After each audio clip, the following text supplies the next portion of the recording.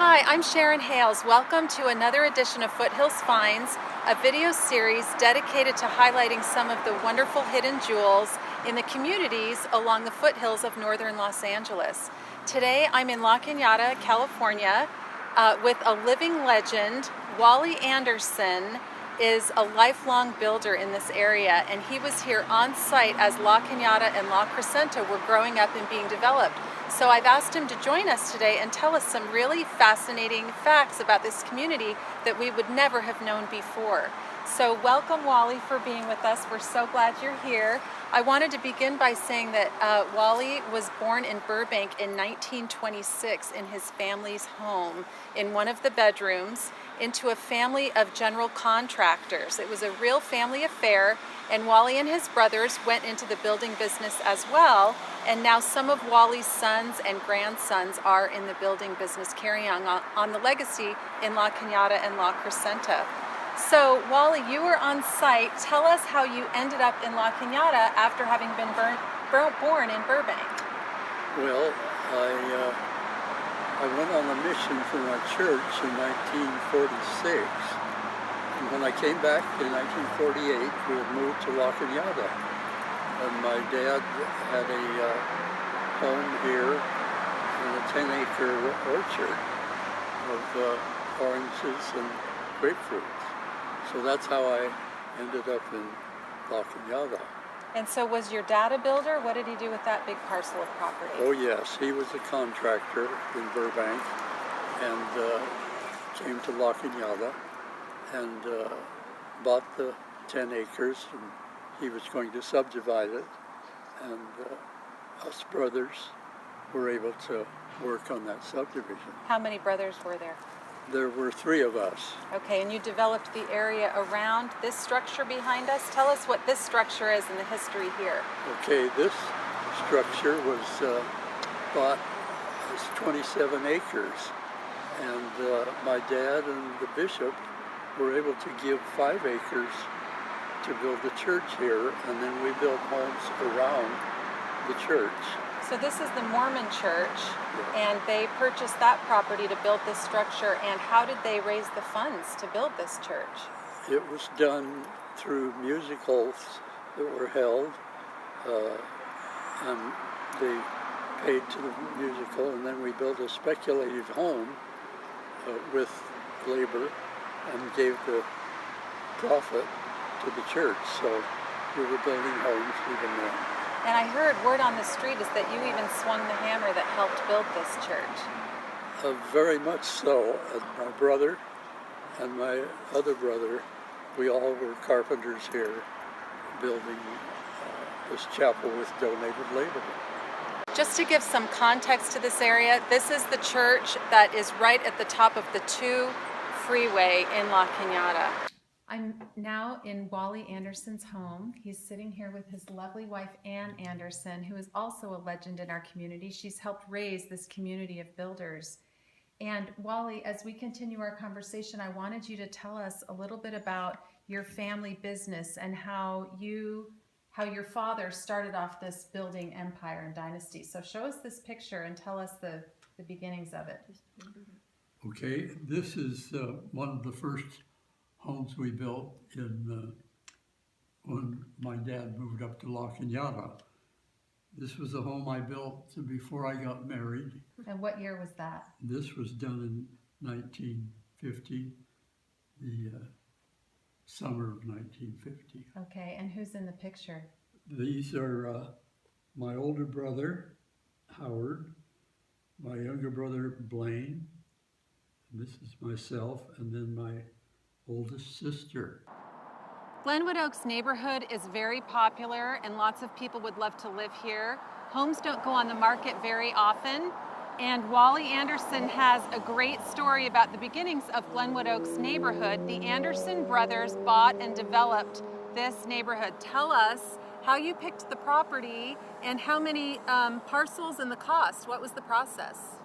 Well, it was a large piece of ground that was for sale, and there was kind of a building slump at that time, so prices were down, and it was 30 acres, and we dealt with the owner directly, not through a real estate, and we paid $30,000 for 30 acres.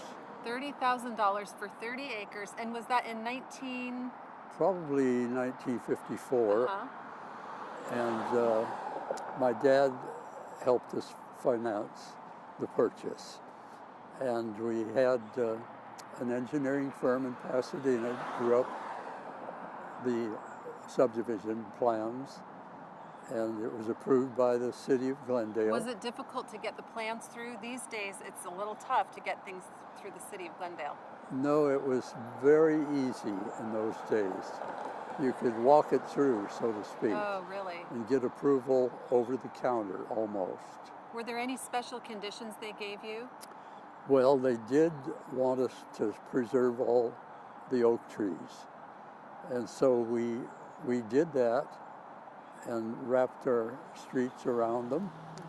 Mm-hmm. And later on, the city of Glendale gave us the city council gave us a special commendation for preserving the oak trees and such a beautiful subdivision. It is a very beautiful subdivision, and hence the name Glenwood Oaks, which the Anderson brothers decided on maybe in one of their early morning meetings. Where did you used to meet? Where was your office?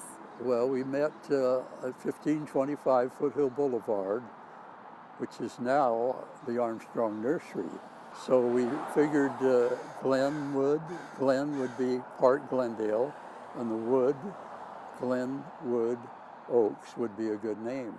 So out of the three brothers that helped build Glenwood Oaks, Wally got a lot, Howard got a lot, and Blaine got a lot. And one of the brothers ended up living in Glenwood Oaks, and the other two settled elsewhere.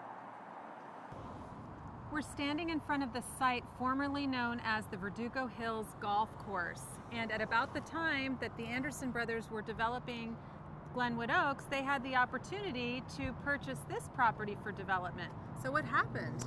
Well, we had a deposit in on the property, and we were sure we were going to get it. But one of the LA supervisors, Roger Jessup, the Jessup Dairy Farms, he said this should be land that should be open land, a green area as we call them today. So he squelched the deal, and we weren't able to buy it to develop for homes. So the supervisor wanted to preserve it for open space. Yes. Oh, wow, what a thing. Okay, and so instead of developing it, what happened to the property? Well, then it got developed into a golf course, which is open space property. So I guess they got what they wanted. So 5 doctors actually purchased the property, and the last one died about 10 years ago and sold it to a developer. So that's a whole other issue for another movie, but the Anderson brothers had the opportunity almost to develop it, and since has stayed as open space. That's one that got away from us. Another really desirable neighborhood in La Crescenta is up in the Briggs area, and we're at the entrance of Janet Lee Drive. The Anderson brothers developed this as well. How much money did you pay per lot on Janet Lee Drive? It was about $3,000 per lot, but we developed the subdivision, so it came to $3,000 per lot. And what did they sell for when built? $19,500. That would be a bargain in today's dollars. Do you know what they're selling for now? I would think they're up in the 800 to 900,000. They're pushing $1 million up on this street. There you go. Look at your legacy here. People love it up here because the homes are very traditional, and they have great curb appeal, and the lot sizes are nice. Plus beautiful sunsets. Of course, Wally and his beautiful wife live in an Anderson-built home, and he was telling me some of the other streets that he helped develop in the area. What are some of the streets? Well, Pinewood Lane and Goss Canyon, and we saw Janet Lee Street, Allen Drive down in Montrose. Okay. Is another. And Rockdale. 4 homes on Rockdale. And then Humphrey. And Humphrey Way, 9 homes on Humphrey Way. So the Anderson legacy is scattered all throughout the La Crescenta-La Canada area. Thank you so much for sharing this fabulous history with us and for contributing beautiful buildings to our neighborhood. Well, we're glad that we did. Thanks for joining us for this edition of Foothills Finds. I'll have another one for you next time. If you'd like more information on me, Sharon Hales, you can find me at sharonhales.com.